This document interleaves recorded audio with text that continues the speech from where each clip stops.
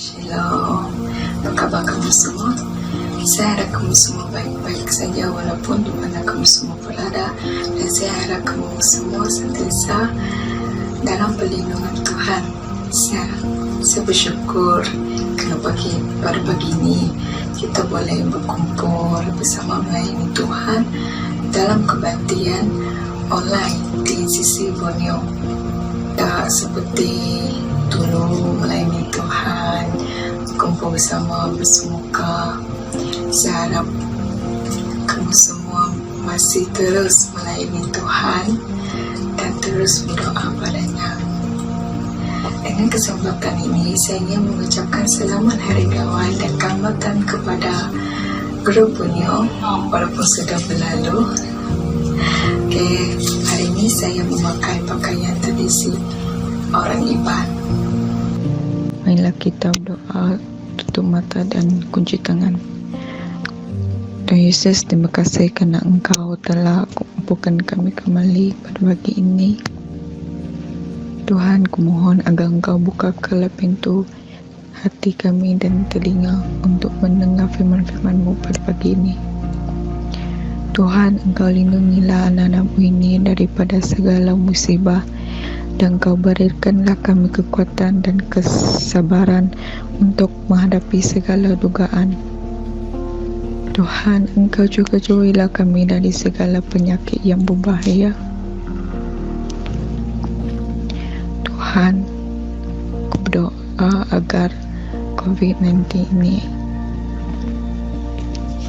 akan semakin menurun supaya kami boleh melayani, menyembah Tuhan di rumah-Mu. Aku percaya Tuhan, Engkau turut campur tangan pada segala perkara yang terjadi dalam hidup kami. Marilah kita serahkan semua kesulitan dan segala perkara hari ini di dalam nama Tuhan Yesus. Amin.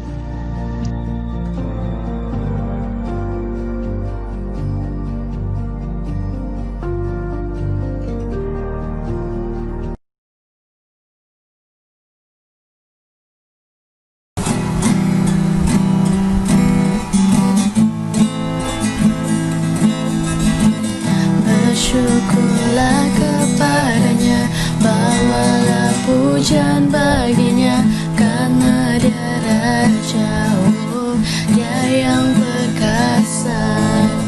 Tuhanlah kekuatanku, mazmur dan keselamatanku, Dia penolongku, yang beri hidupku. Kau yang berjaya, seluruh semesta sujud menyembah.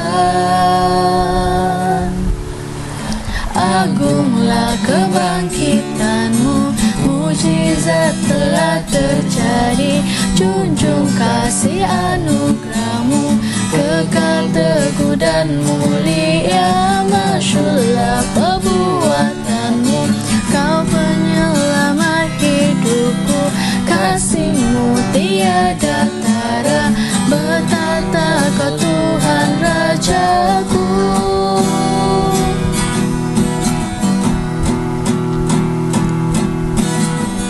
Bersyukurlah kepadanya, bawalah pujian baginya, karena Dia Raja, Dia yang perkasa. Tuhanlah kekuatanku, mazmur dan keselamatanku, Dia penolongku, yang beri hidupku. Kau yang berjaya, seluruh semesta sujud menyembah. Agunglah kebangkitan-Mu, mujizat telah terjadi. Junjung kasih anugerah-Mu, kekal teguh dan mulia. Masyurlah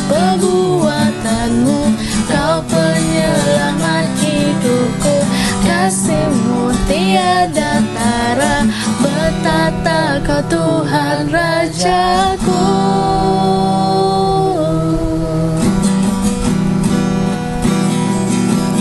Kau yang berjaya, seluruh semesta sujud menyembah. Agunglah kebangkitan-Mu, mujizat telah terjadi. Junjung kasih anugerah-Mu, kekal teguh dan mulia. Masyaallah perbuatan-Mu, Kau penyelamat hidupku. Kasih-Mu tiada tara, betata Kau Tuhan Rajaku.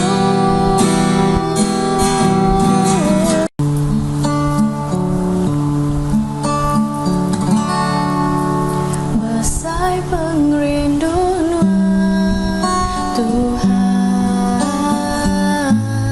aku malas terima kasih. Nuan rindu aku Tuhan, aku anak Nuan.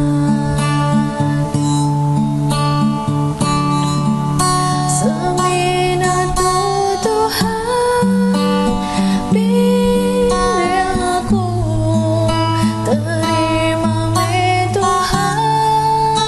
Semangat tubuhku, aku nadai reta.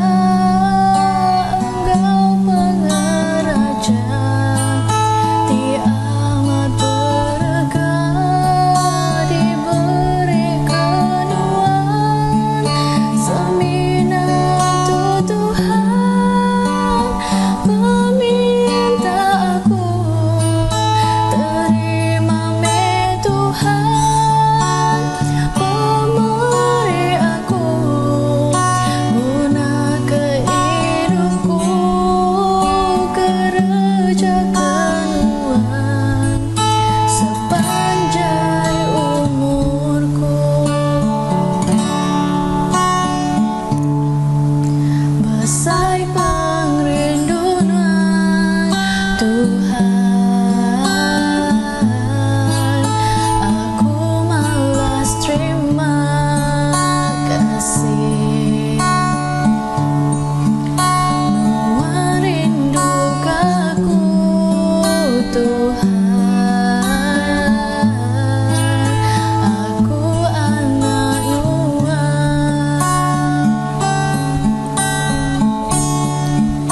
Seminatu Tuhan, biar aku terima Tuhan. Semangat tubuhku, aku nadai reta.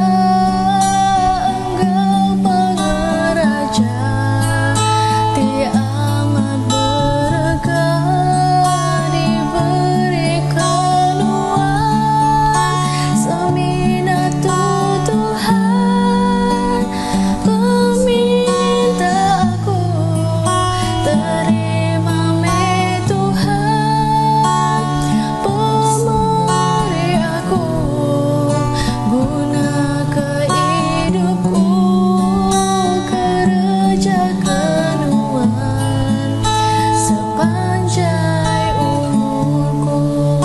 Guna kehidupku, kerjakan Tuhan sepanjang umurku. Guna kehidupku, kerjakan Tuhan sepanjang umurku. Guna kehidupku, kerjakan Tuhan sepanjang umurku.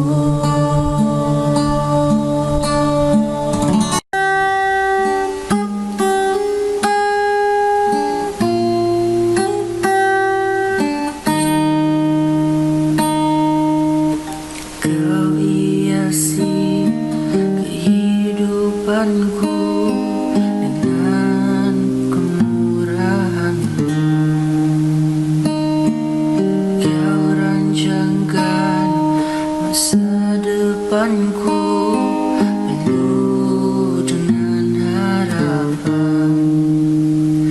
Aku yang ada saat ini semuanya karena kasih-Mu.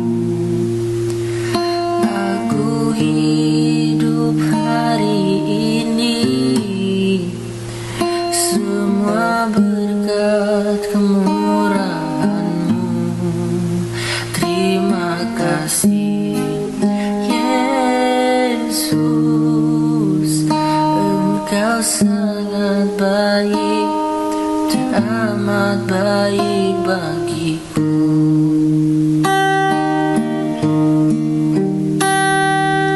Kau hiasi kehidupanku dengan kemurahan-Mu.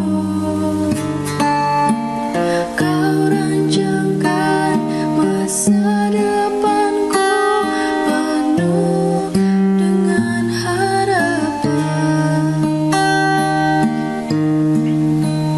Aku ada saat ini semuanya karena kasih-Mu. Aku hidup hari ini semua berkat kemurahan-Mu. Terima kasih Yesus, Engkau sangat baik, teramat baik bagiku. Aku ada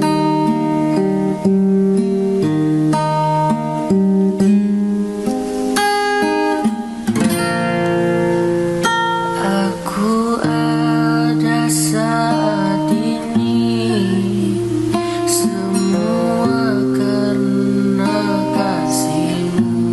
karena kasih-Mu. Aku hidup hari ini semua berkat kemurahan-Mu. Terima kasih Yesus, Engkau sangat baik, teramat baik bagiku. Haleluya. Ku sembahkan, ku tinggikan namamu, ku terpuji.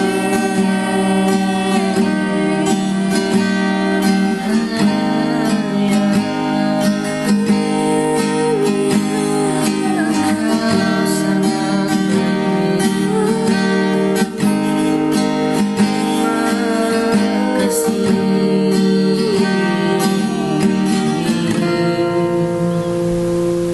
kasih. Aku ada saat ini semuanya karena kasih-Mu. Aku hidup hari ini semua berkat kemurahan-Mu. Terima kasih Yesus, Engkau sangat baik, teramat baik bagiku. Engkau sangat baik, teramat baik bagiku. Engkau sangat baik, teramat baik bagiku.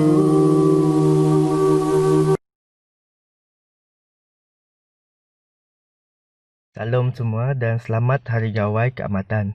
Jadi nama saya Nick Alistair Byron.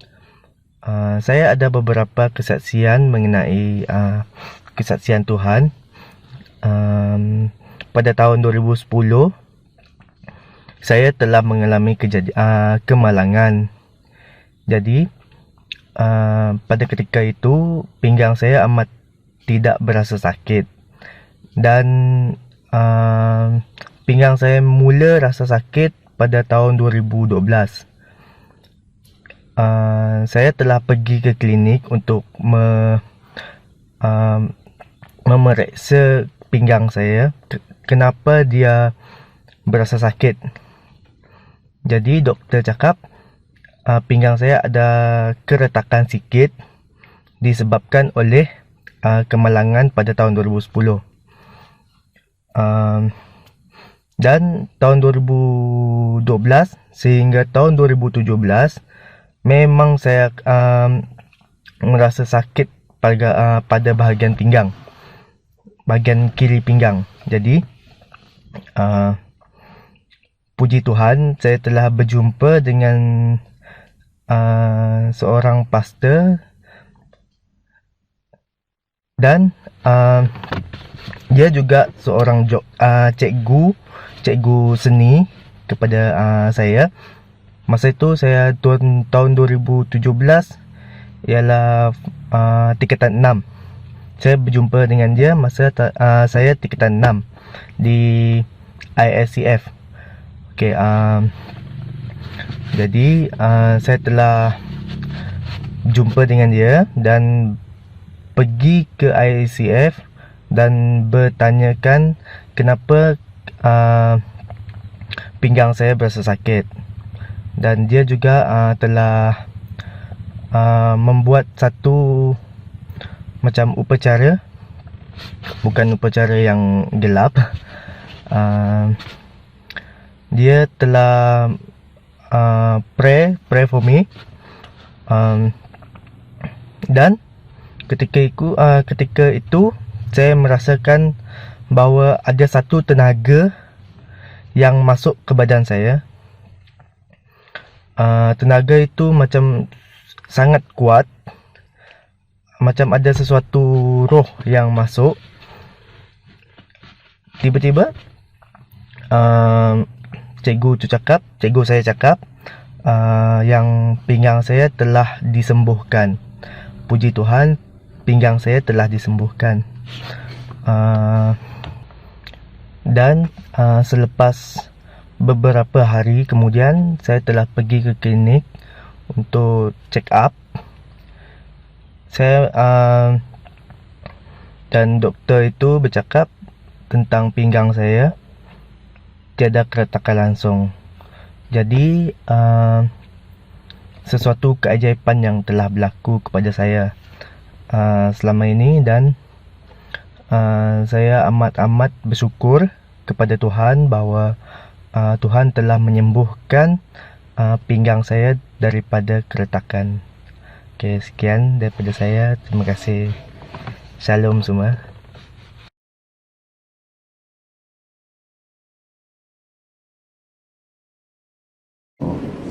Shalom warga Borneo di mana kamu berada, sama ada di Borneo atau di Kuala Lumpur. Kami berbesar hati kamu dapat meluangkan masa bersama kami pada hari ini melalui servis di YouTube. Sebelum saya mulakan, kita ingat lagi 2 minggu lalu Brother Matthew telah memberikan khotbah bersempena dengan Hari Gawai. Brother Matthew mengingatkan kita untuk menyemaikan benih-benih yang hidup. Macam mana itu? Iaitu kata-kata yang hidup kita harus menggunakan perkataan yang positif, diikuti dengan iman yang dituntun oleh Roh Kudus melalui pertuturan kita. Kita jangan memandang rendah kuasa lidah kita dan pertuturan kita. Kata-kata itu adalah suatu yang penting. Perkataan boleh menggerakkan atau mempengaruhi seseorang. Contohnya, jika seorang doktor datang kepada kamu atau pada pesakit dan memberikan berita yang tidak bagus, berita yang sedih, contohnya, ini pasti mempengaruhi perasaannya dan mungkin dia akan merasa sedih. Di media sosial dan juga berita di luar situ telah memberikan gambaran yang negatif, menakutkan sebenarnya. Terdapat berita mengenai kemelesetan ekonomi, kehilangan pekerjaan. Tetapi kita jangan lupa ya firman Tuhan yang telah diberikan dalam Ulangan 28 ayat 13. Tuhan Allah kamu akan menjadikan kamu pemimpin antara bangsa-bangsa dan bukan pengikut. Kamu akan sentiasa berjaya dan tidak pernah gagal jika kamu taat dengan setia kepada segala perintah Tuhan yang aku berikan kepada kamu hari ini. Di dalam terjemahan Borneo ya, dikatakan Tuhan akan mengangkat engkau menjadi kepala dan bukan menjadi ekor. Engkau akan tetap naik dan bukan turun. Apabila engkau mendengarkan perintah Tuhan Allahmu yang ku sampaikan pada hari ini, kau lakukan dengan setia. Di dalam situasi hari ini, kita harus walaupun begitu susah untuk masuk atau sampai ke satu tempat di mana firman Tuhan adalah lebih nyata, lebih positif, lebih kuat daripada social media di luar situ, daripada gosip di luar situ, daripada kata-kata oleh ahli politik. Kerana dalam Yesaya 54 ayat 17 menyatakan, tetapi tiada senjata yang dapat mencederakan kamu. Semua tuduhan terhadap kamu akan kamu buktikan salah. Aku akan membela hamba-hambaku serta memberi mereka kemenangan. Ini adalah firman Tuhan. Firman Tuhan tidak pernah salah. Firman Tuhan adalah benar 2000 tahun dahulu dan juga masih benar walaupun dalam gejala COVID-19 ini. Jika kamu ingat, sebelum ini ada gejala wabak sesama burung atau bird flu ya. Tidak silap saya, seorang pakar profesor dalam biologi dan matematik telah meramalkan seramai 200 juta akan korban, dan ini adalah pada tahun 2005 ya. 200 juta pada masa itu merangkumi 80% populasi dunia. Wow, begitu menggerunkan. Tetapi apa terjadi pada akhirnya?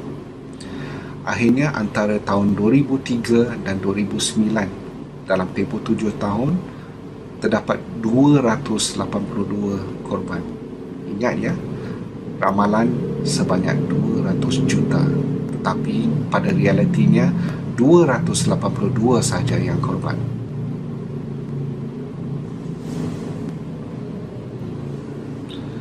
Dalam zaman ini terdapat mentaliti mangsa, mentaliti korban, iaitu victim mentality.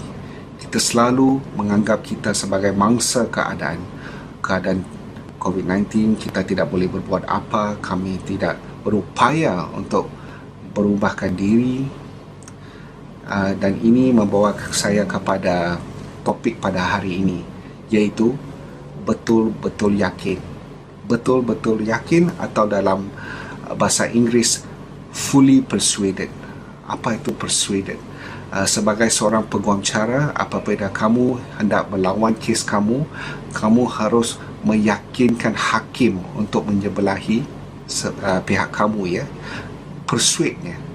Tetapi itu bergantung kepada kata-kata dua peguam di antara pihak lawan. Dalam Roma 4 ayat 21, Abraham telah dikatakan dia yakin sepenuhnya, betul-betul yakin bahawa Allah berkuasa melakukan apa yang telah dijanjikannya. Dan dalam Kejadian 12 ayat 7, Tuhan menampakkan diri kepada Abraham dan berfirman kepadanya, inilah negeri yang akan kuberikan kepada keturunanmu. Ya, Tuhan telah menyatakan dengan positif dan dengan nyatanya bahawa negeri itu akan diberikan kepada turunan Abraham. Masa itu Abraham sudah 75 tahun. Kita berbalik kepada kisah Abraham. Abraham adalah seseorang yang yakin sepenuhnya bahawa Tuhan akan melaksanakan janjinya tanpa gagal. Sarah telah melahirkan anak Abraham pada umur 90 tahun. Sarah masa itu berumur 90 tahun dan Abraham sudah hampir 100 tahun.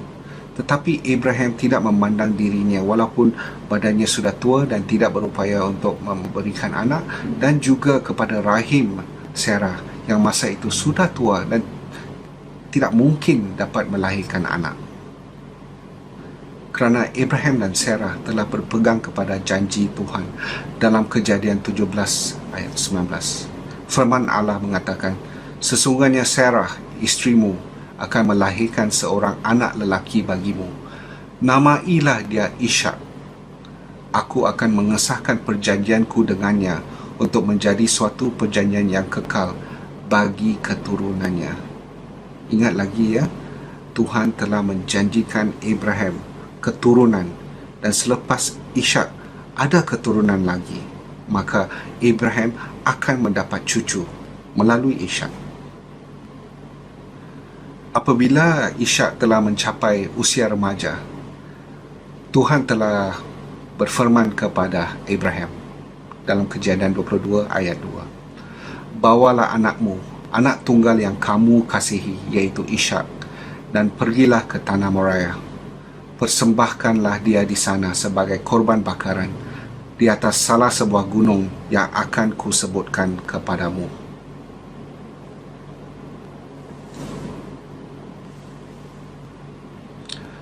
Tuhan telah menjanjikan Abraham satu keturunan, dan tiba-tiba Tuhan telah menguji iman Abraham dan menyuruh Abraham essentially untuk membunuh anak tunggalnya, anaknya Ishak. Apa yang Abraham lakukan?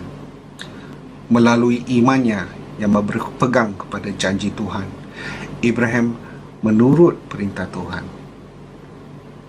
Kenapa Tuhan telah bertukar pendapatnya? Bukankah Tuhan telah menjanjikan Abraham satu keturunan, bukan saja anaknya Ishak, tetapi keturunan selepas itu? Tapi Abraham tidak berhenti, Abraham tidak ragu-ragu. Abraham menurut perintahan Tuhan dan pergi ke gunung tersebut.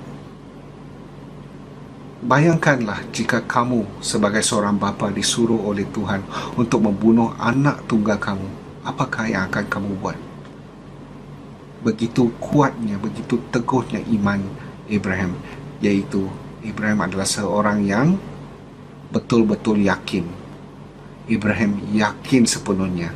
Abraham telah percaya walaupun dia membunuh anaknya Ishak di atas korban bakaran tersebut, bahawa Tuhan akan membangkitkan Ishak daripada kematiannya.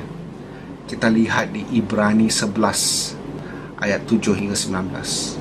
Melalui iman Abraham, apabila diuji menyerahkan Ishak sebagai korban, dia yang menerima janji-janji itu mempersembahkan anak lelakinya yang tunggal.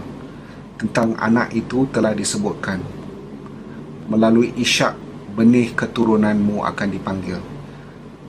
Allah berkuasa membangkitnya daripada kematian, dan secara perlambangan dia telah menerimanya semula daripada kematian. Melalui cerita ini, iman memerlukan satu tindakan.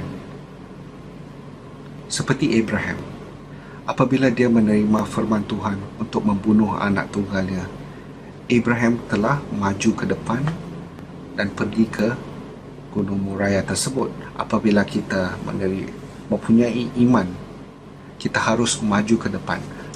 Iman adalah kepastian akan perkara-perkara yang diharapkan, keyakinan akan perkara-perkara yang tidak dilihat.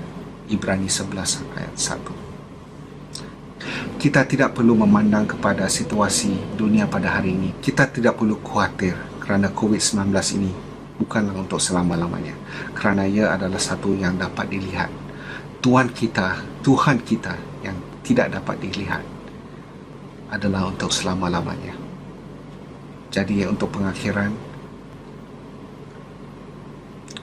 mari kita maju ke depan untuk masa depan kita dengan firman Tuhan, bukan melalui unsur-unsur negatif di luar, dan maju ke hadapan. Terima kasih.